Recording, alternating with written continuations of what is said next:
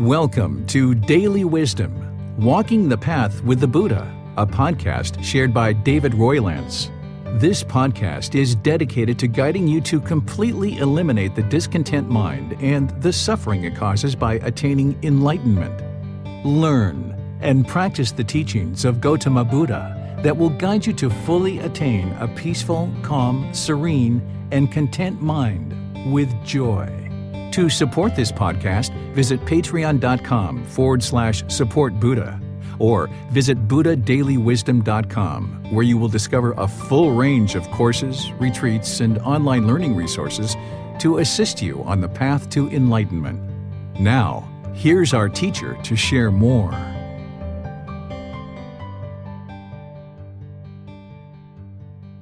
Sawadee Kap. Hello and welcome to Daily Wisdom, Walking the Path with the Buddha. Today is our group learning program, and I'm going to be guiding you in a breathing mindfulness meditation session. This is going to help you to cultivate mindfulness or awareness of mind, to cultivate concentration, which is focus and clarity of mind, and help you eliminate craving, desire, attachment, the mental longing and strong eagerness. This is what's causing the mind to experience discontent feelings like anger, sadness, frustration, irritation, annoyance, guilt, shame, fear, boredom, loneliness, shyness, resentment, jealousy. All of that is to be eliminated through training your mind, getting to enlightenment, and eliminating craving, desire, attachment. So I'm going to be helping you through guiding you in a breathing mindfulness meditation session. And then afterwards, I'll open up to any and all questions that you have related to the path to enlightenment. So if you'd like to take a position, either seated on the floor or in a chair, these are two common places where people will sit in order to learn and practice meditation. There's also lying, standing, and walking, which you're welcome to do as well. If you're sitting on the floor, you might sit with your legs cross-legged, just slightly cross, allowing the circulation to flow. Some people like to put cushions under their rear and maybe even put their legs off the mat so that your hips get up in the air. This lessens the angle at the hips, the knees, and the ankles and allows the circulation to flow. Then with your hands and arms, you like to put your right hand over your left with your thumbs together and put this into your lap. This is going to allow the lower body and the hands and arms to be completely relaxed and comfortable. The upper body should be erect. This keeps the mind attentive and alert during the meditation. I'm going to be chanting in order to ease us into meditation. And this chanting is here to just bring some awareness of mind and awareness of the breath. There's no mystical or magical thing here. It's not a rite or ritual or a ceremony or prayer or anything like that. So if you'd like to join along in these chants, because I've taught them at different times, you're welcome to. And then afterwards, I'll come in with some guidance, and then there'll be a period of time where we'll just be meditating together, and then we'll come out of meditation with some more chanting. And again, if you guys have any questions once we finish up our meditation, you're welcome to ask those by putting them into Facebook, YouTube, or Zoom, or raise your hand electronically in Zoom and ask any questions that you like. So if you'd like to take a nice comfortable position, you're welcome to chant along, or you might just close the eyes and start breathing in through the nose and out through the nose. Arahang Samma Sambuddho Bhagava Bhutang Bhagavanang Abhivateyami Savakhato Bhagavata Dhammo Dhammang Namasami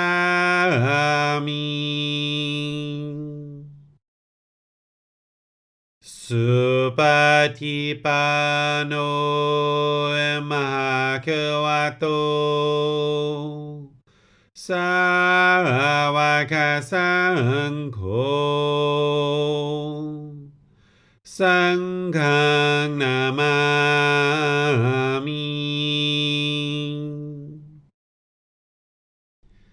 Namo Tassa Bhagavato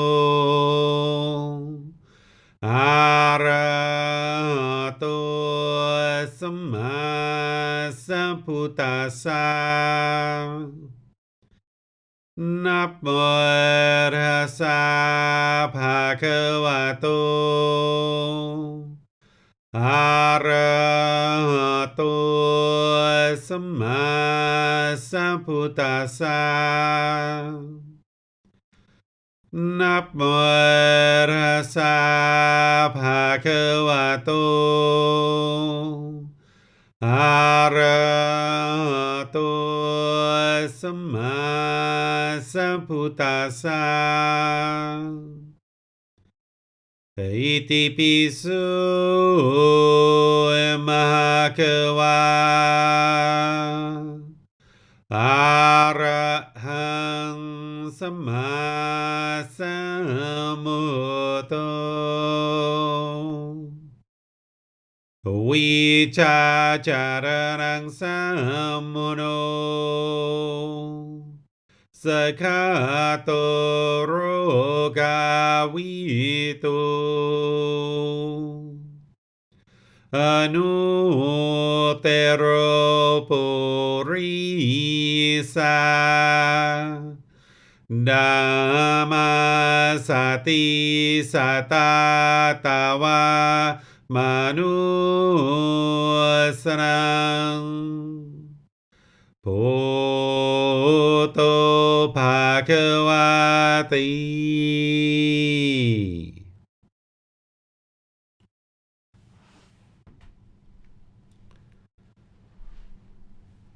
Okay, with the lower body and hands and arms comfortable, and the upper body erect, just close the eyes and start breathing in through the nose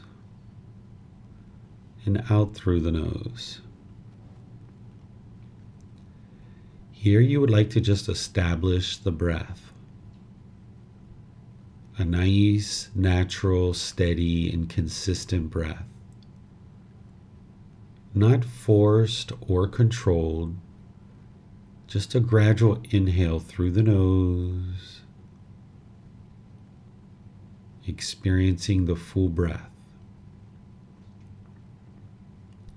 And then when you're ready, exhale out through the nose.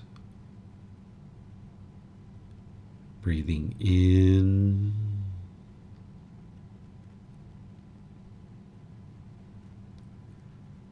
and out.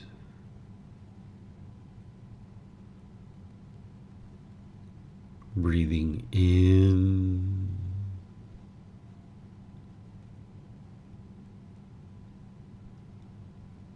and out.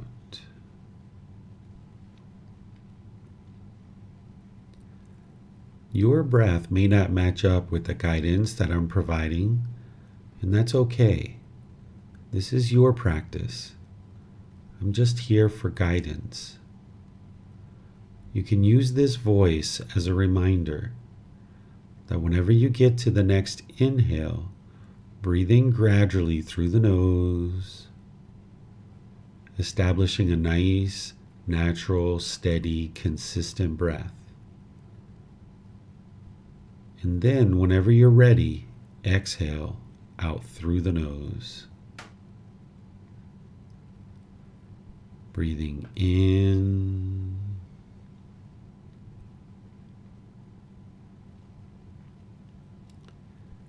and out.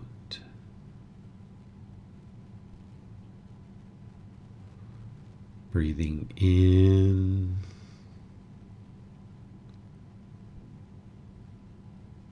and out.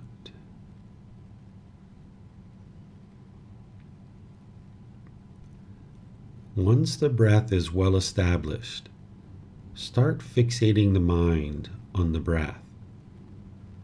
Either the sound of the breath coming into the nose or the sensation of air moving over the skin into the nose. The breath is the present moment. Fixate the mind on the breath, the present moment. Breathing in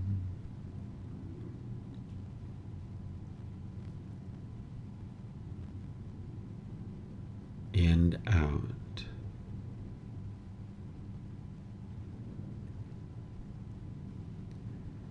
Breathing in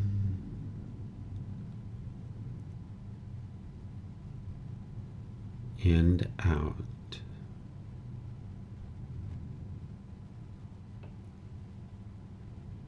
With the mind fixated on the breath, whenever you notice that it moves off the breath, cut that off, let it go, and come back to the breath, the present moment.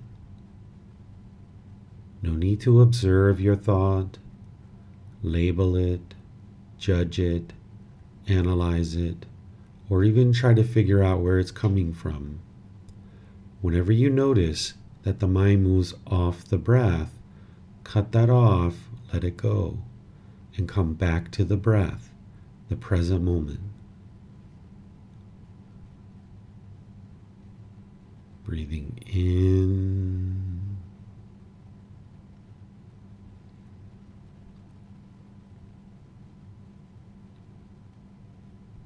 and out.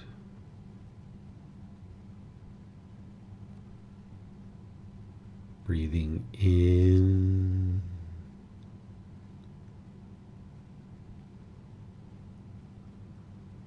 and out.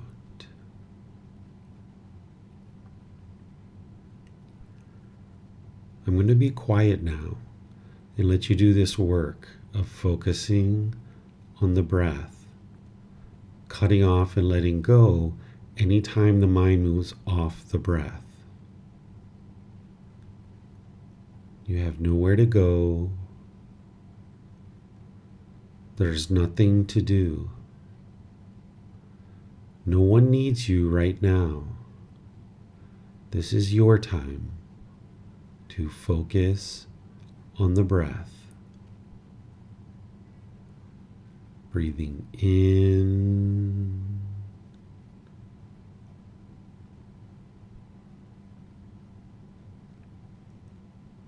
and out.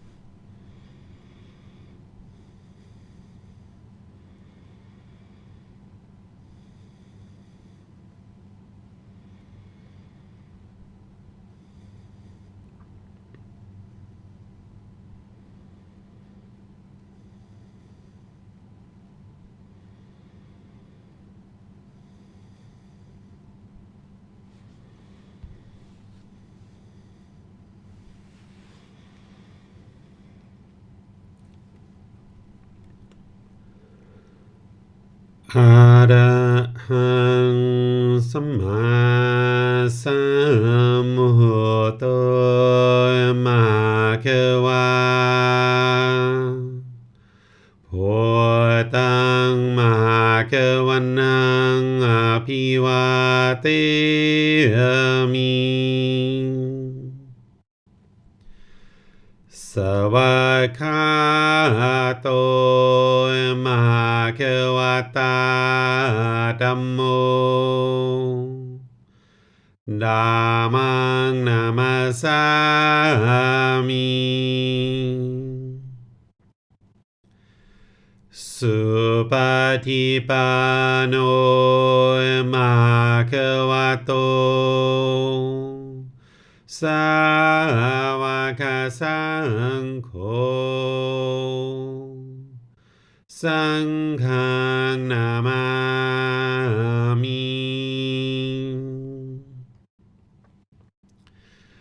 นะโมตัสสะภะคะวะโต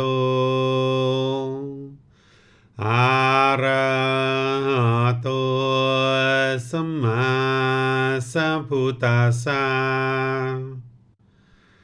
นะโมตัสสะภะคะวะโตอะระหะโตสัมมาสัมพุทธัสสะ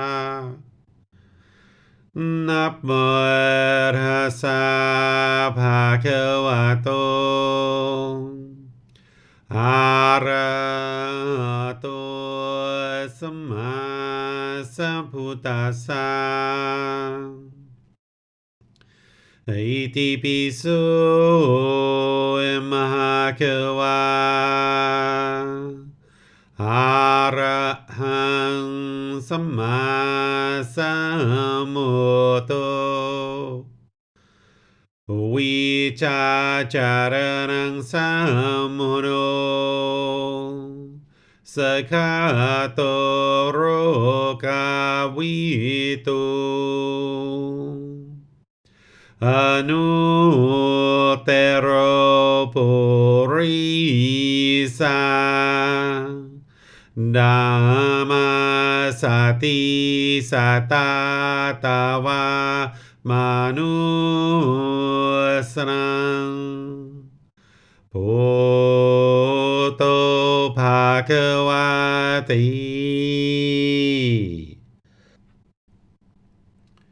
Okay, if you guys would like to slowly ease your mind out of meditation, I'll go ahead and open up to any questions that you guys have. Whether you're in Facebook, YouTube, or Zoom, you can ask questions by putting those into the comment section, or you can raise your hand electronically in Zoom and ask any questions or follow-up questions that you like. Okay, it looks like we have a question here in Zoom. Okay, go ahead, ma'am.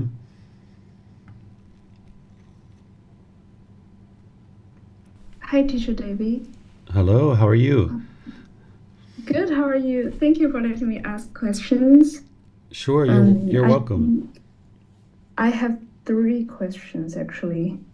Sure.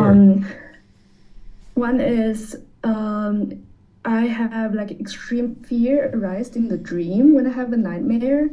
When I was still in the dream, should I cut it off and let it go? And how is an enlightened person being in a dream? Sure, I can help you with that. I actually just answered that in Facebook because you posted that in Facebook as well. But we can talk about it here too. So what you would like to do is when you come out of your dream, that's when you cut it off and let it go. You know, when you're in your dream, you probably aren't going to have enough awareness to do that. So when you come out of your dream, that's where you would like to cut it off and let it go. Oftentimes when you have dreams, this is the mind experiencing certain fears, or, you know, there's certain cravings, desires, attachments that are in your dreams because it's in your mind. So you can have fear in a dream as an unenlightened being.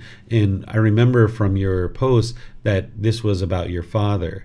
And a attachment to your father is a very deeply held attachment. So you're going to need to train your mind to eliminate that attachment to your father, so that then if you happen to have a dream no matter what the content or the topic is of the dream, you won't have any fear during the dream or afterwards. So if you are doing breathing mindfulness meditation and generosity, this is very helpful, proactive things you can be doing.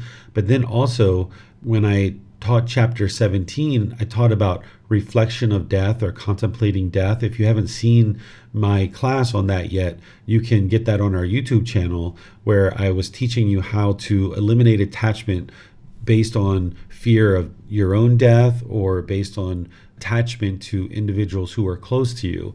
And you can put your mind in the situation where you essentially convince it that your dad has died, right? You're not aspiring for your dad to die or wanting him to die, but instead you confront his death and come to terms with that through proactively training the mind over multiple sessions. And this will help you to eliminate the attachment to your dad. And I put the link in Facebook for that particular class so that you could watch that class and learn how to eliminate that attachment to your dad so that you can eliminate any kind of fear. So those are the things you can be doing: is breathing mindfulness meditation, generosity. You can do reflection on death. These are all things that you're going to need. And then when you get out of your dream, cut it off and let it go. Cut it off and let it go. And you might have to do that many, many times, redirecting the mind, letting it go, because the mind isn't fully trained yet to be able to let things go.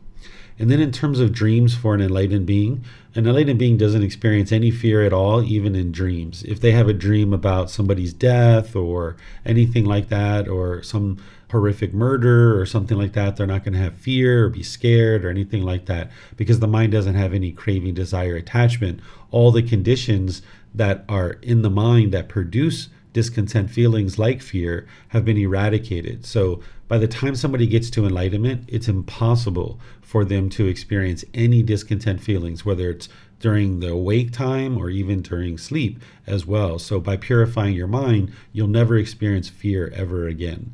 So enlightened beings still dream, but when they wake up, they know that that's not true reality. So they just leave it behind and go on with their day. They don't dwell in the dream from what they had during their sleep. When they wake up, if they remember that they dreamed, okay, so what? They're just on to the next thing, keeping their mind in the present moment.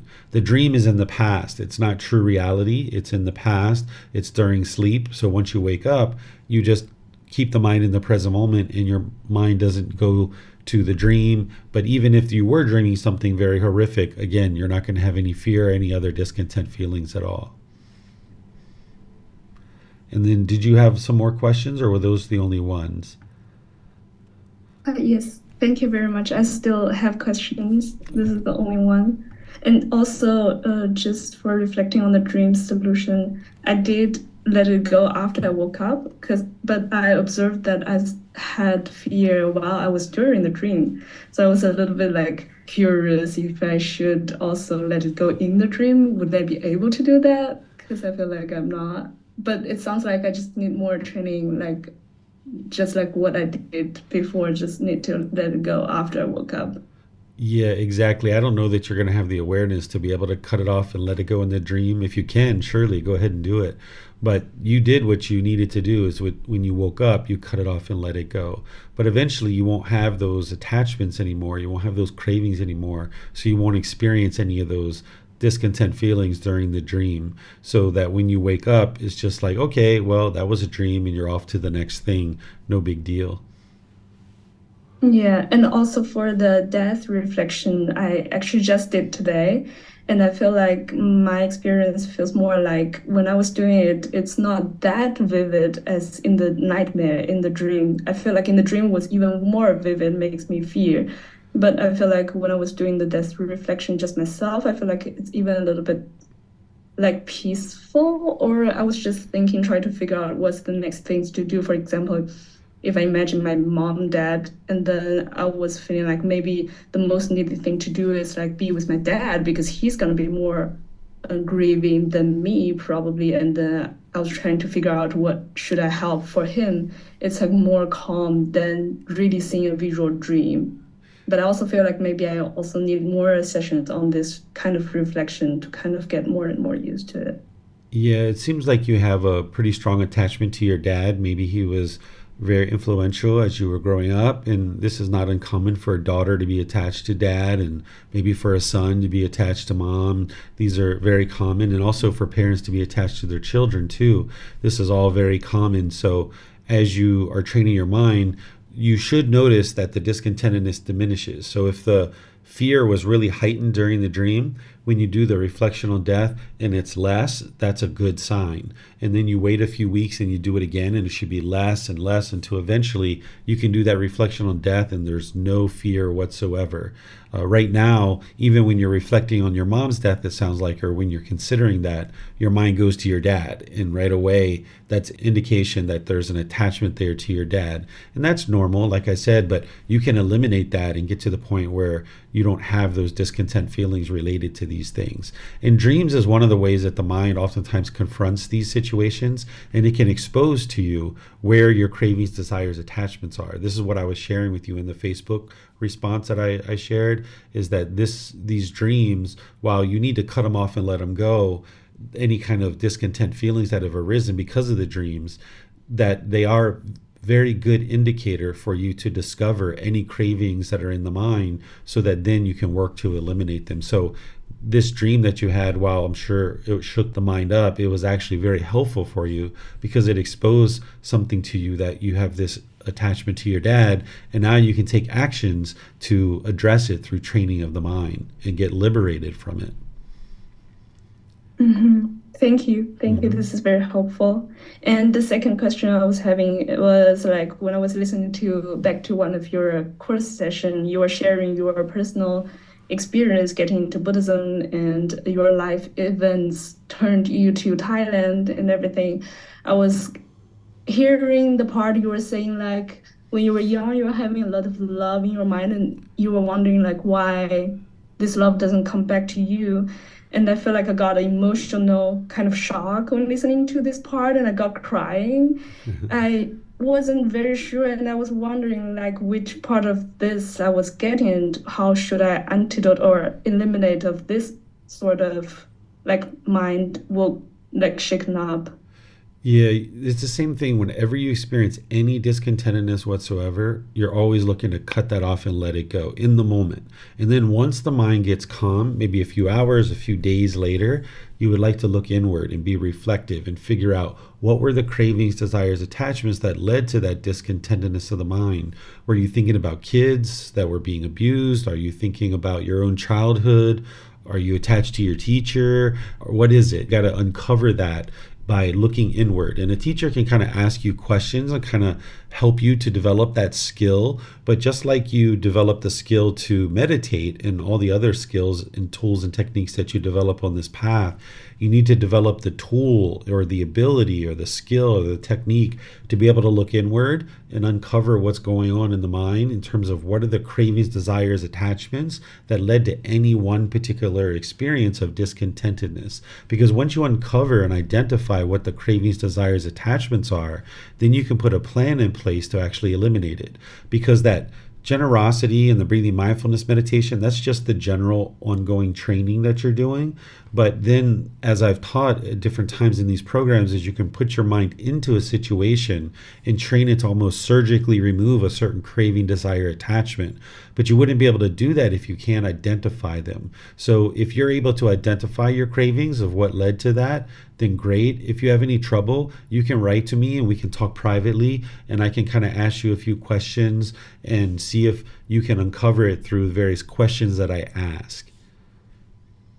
Okay, thanks. Now I feel like you suggested to reflecting that part and trying to figure out what's the craving is. I feel like it might be my memories to my past years that I was also trying to figure out how is the way to navigate in this world. And I feel like I've done so much things that was wrong, but it could be so easily just solved by simply remove some of, like you said, the poisons from the mind. But I've done so wrongly, kind of did it wrong and tried so many things, get hurt others and hurt myself.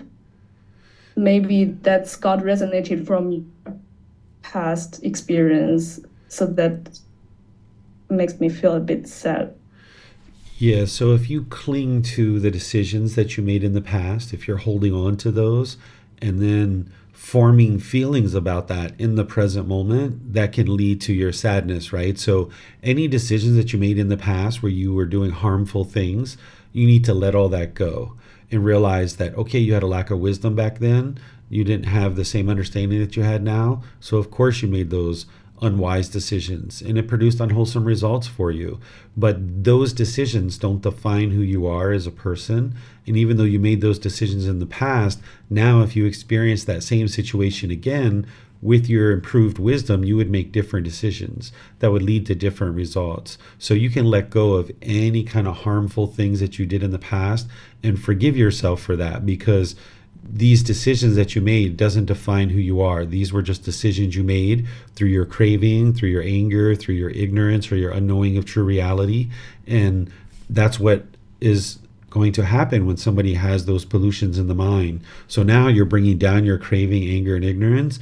And because now you have more generosity, more loving kindness, and more wisdom, you would make decisions differently. Of course, your mind's not yet enlightened, but you're on the journey to that. So you can't dwell in decisions that you've made in the past, whether it was 5, 10, 15, 20 years ago, or whether it was 5 minutes ago. You can't dwell in it, but instead you can look at it, you can reflect on it, think about what you did, think about how you could improve, and cultivate wisdom that if that situation occurred again, how would you handle it differently based on the new wisdom that you have. But don't get into the process of beating yourself up.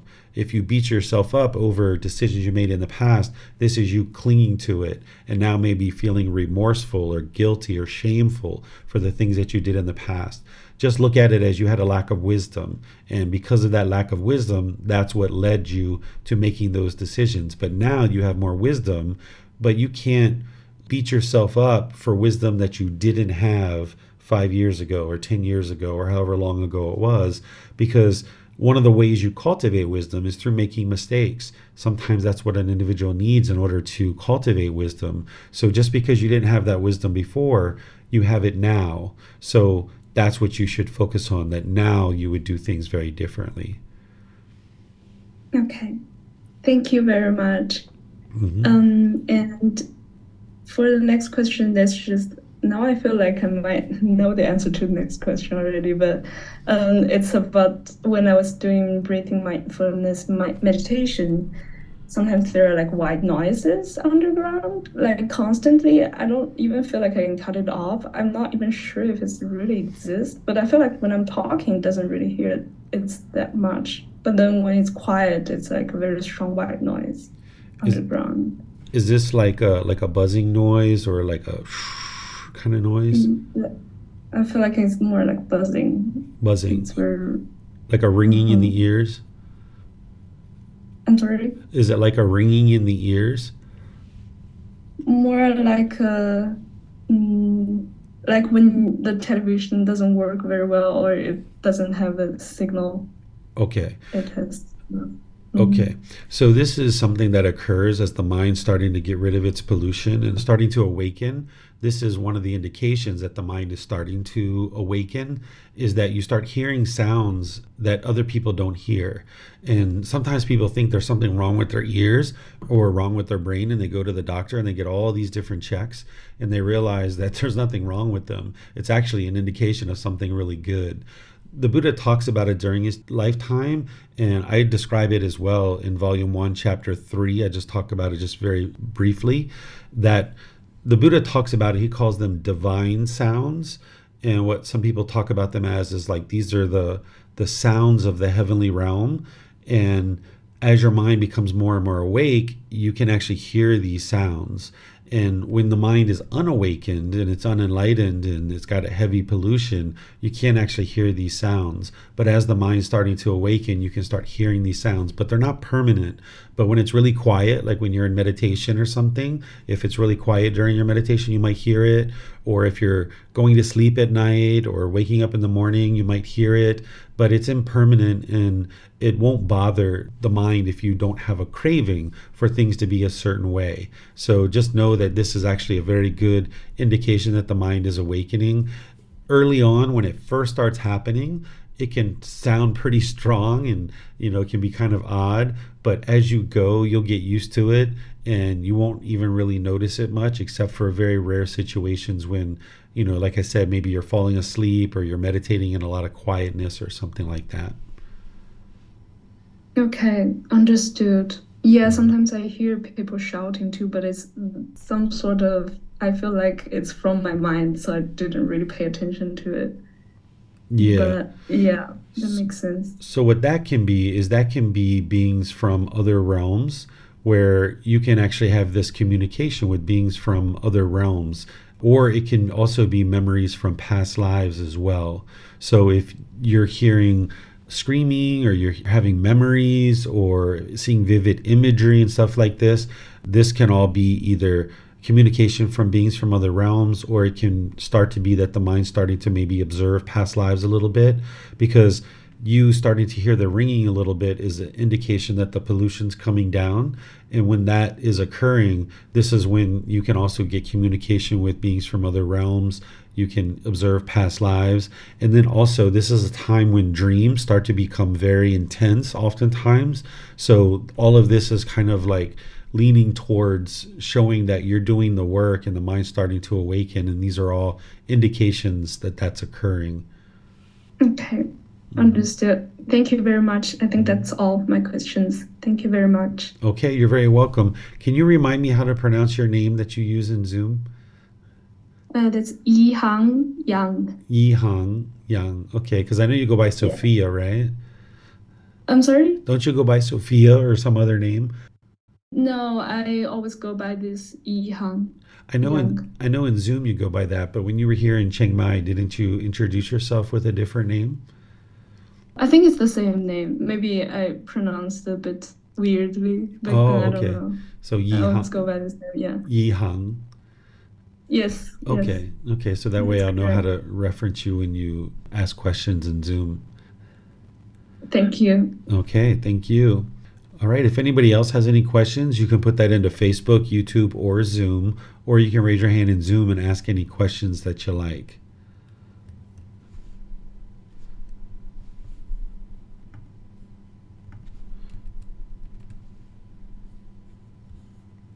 Okay, looks like Johnny is asking a question. Did I miss the meditation? Yes, we already did our meditation. You can watch the replay though, because this class is recorded on Facebook and YouTube.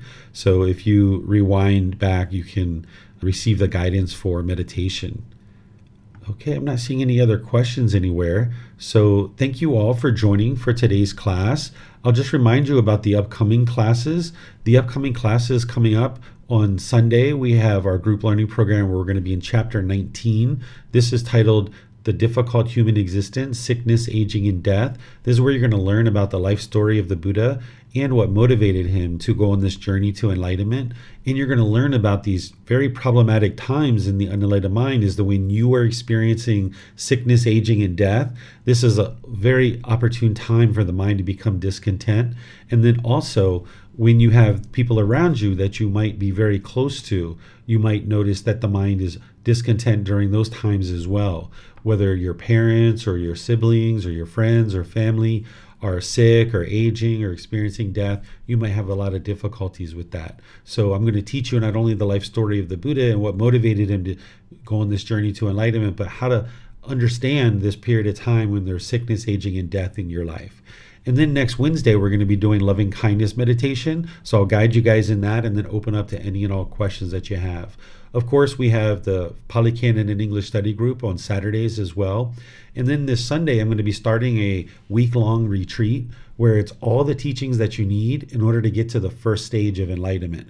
So starting on Sunday at 3 p.m., I'm going to be starting various classes over the coming week from the 21st through the 26th of January, where you're going to be able to learn all the foundational teachings in a live class setting. You can either attend by Zoom, by Facebook, or YouTube, or at the temple here in Chiang Mai. And then those recordings are going to be available for you if you can't make the live classes. So I'll be having a session in the morning from 9 a.m. until 12:30 each day. And then I'll have another session from 6:30 in the evening until 8:30 in the evening. So you can just come right into Zoom, or you can attend on Facebook or YouTube if you like. And if you can't attend the live classes, you can always watch the replay. And because it's a live class, you can even ask questions while we're in the live class as well. So thank you all for joining. Perhaps we'll see you guys in one of these future classes, courses, or retreats. Have a very lovely and wonderful rest of your day. We'll see you next time. Sawadee ka. Thank you for listening to this podcast. To provide support for this podcast, visit patreon.com/support Buddha. To access more teachings, visit buddhadailywisdom.com. There, you will discover a full range of courses, retreats, and online resources to assist you on the path to enlightenment. Remember to establish a daily, consistent meditation practice, along with learning and practicing these teachings. A well-developed meditation practice is the foundation in which to train the mind to attain enlightenment.